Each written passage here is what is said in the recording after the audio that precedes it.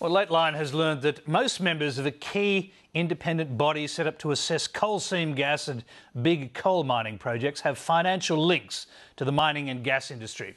The federal government established the expert committee earlier this year to provide impartial advice and allay community concerns about the environmental impact of CSG and coal mining.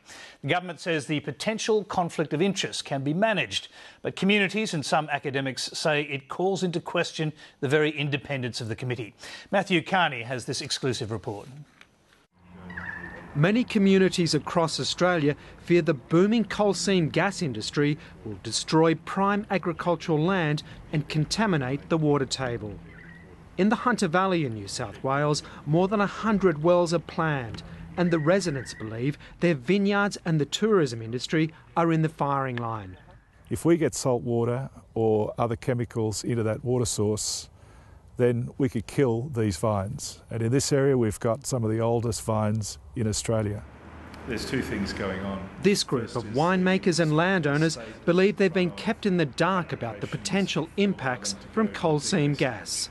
I don't think anybody has convinced us yet that they really understand it well enough and have a handle on the safety so that they can say, no, we won't poison the water supply. To allay some of these fears, the federal government created the Independent Expert Scientific Committee to provide impartial advice on the environmental effects of coal mining and coal seam gas projects. But Lateline can reveal that 4 out of the 6 members have financial links with the mining industry.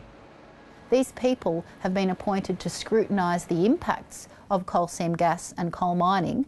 You want to make sure that they're not getting paid by the industry and therefore might turn a blind eye to some of the more dastardly impacts of the industry.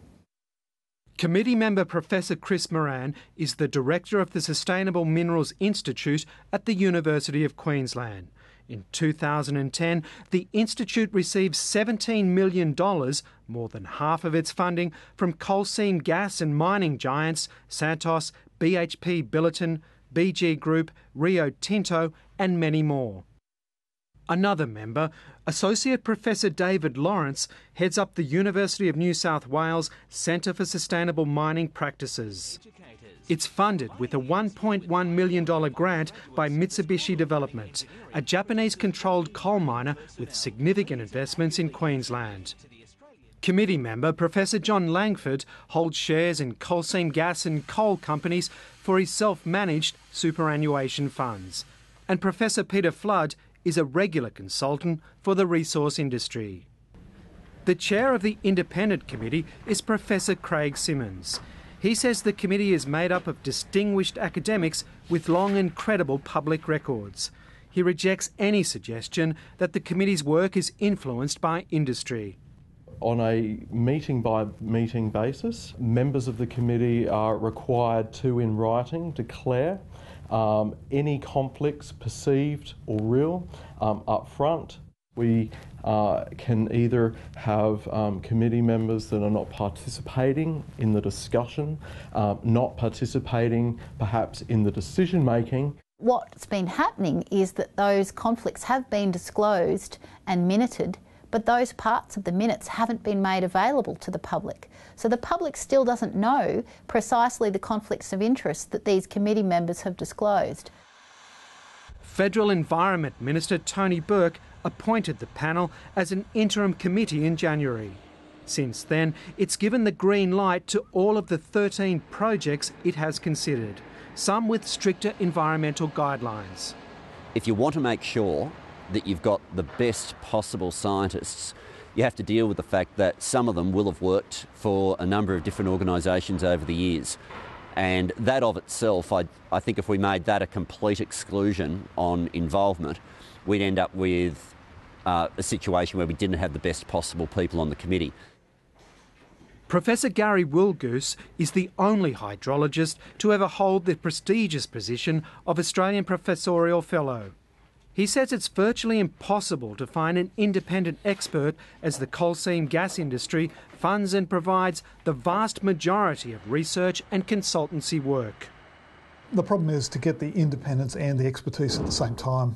I mean, you can get the independent people, but they may not be expert enough to really understand the subtleties or you can get the experts, but by and large they will have worked in the industry, so they'll be conflicted.